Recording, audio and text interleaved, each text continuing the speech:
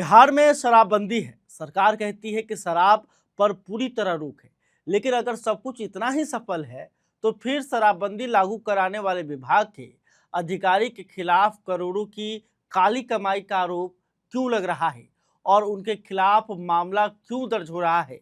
क्या शराबबंदी ने बिहार को नशा मुक्त किया है या फिर कुछ लोगों के लिए कमाई का नया जरिया बन गई है? आज इसी सवाल पर बात करेंगे, लेकिन पहले आपको बताते हैं कि आखिर हुआ क्या है।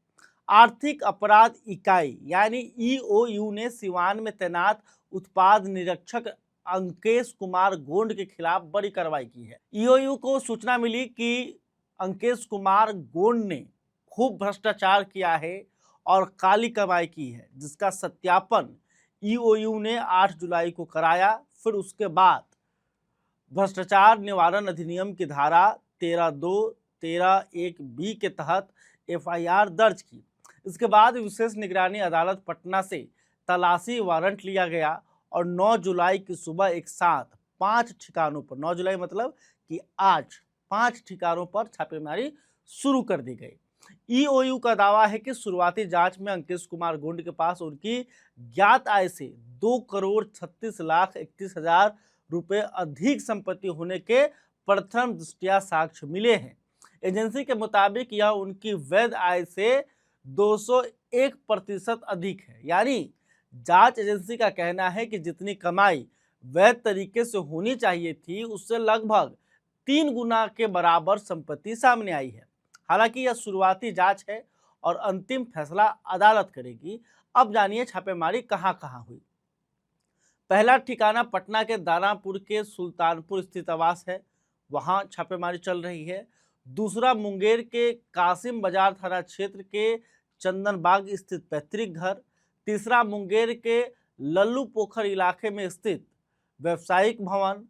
चौथा सिवान में उनका उत्पाद विभाग का सरकारी कार्यालय और पांचवा सिवान के चित्रगुप्त नगर में स्थित किराए का आवास। इन सभी जगहों पर बैंक दस्तावेज, संपत्ति के कागजात, निवेश, नकदी, आभूषण और अन्य वित्तीय रिकॉर्ड की जांच की जा रही है।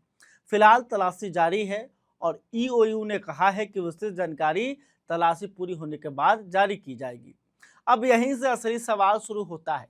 यह कोई सड़क निर्माण विभाग का अधिकारी नहीं है, यह कोई भवन निर्माण विभाग का इंजीनियर नहीं है, यह उत्पाद विभाग का अधिकारी है। यानी उसी विभाग का जिस पर बिहार में शराबबंदी लागू कराने की सबसे बड़ी जिम्मेदारी है। सरकार पिछले कई वर्षों से शराबबंदी को अपनी सबसे बड़ी उपलब्धि बताती रही है, लेकिन बिहार की हकीकत क्या है, क्या किसी को पता नहीं कि आज भी शराब मिल जाती है?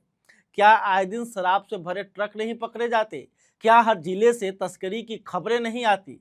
अगर शराबबंदी इतनी प्रभावी है तो यह पूरा नेटवर्क आखिर चल कैसे रहा है? और अगर शराब की सप्लाई आज भी जारी है तो इस अवैध कारोबार से सबसे ज्यादा फायदा किसे हो रहा है? यह सवाल इसलिए भी जरूरी है क्योंकि शराबबंदी के बाद उत्पाद विभाग की ताकत बढ़ी है, छापेमारी बढ़ी है, गिरफ्तारी बढ़ी है और शराबबंदी को सफल बनाने के लिए बिहार सरकार करोड़ों रुपए फूकती है ताकि शराब के जो अवैध कारोबारी हैं, जो शराब माफिया हैं, उनको पकड़ा जाए।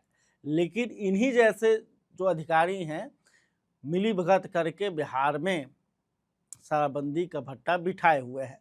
तो खैर, अभी तक आपने हमारे चैनल खबर पॉइंट को यूट्यूब पर सब्सक्राइब नहीं किया है तो कर लीजिए। खबर फेसबुक पर देख रहे हैं तो पेज को फॉलो कर लें और इस खबर को लेकर आप क्या सोचते हैं कमेंट करके बताइएगा। बहुत बहुत धन्यवाद।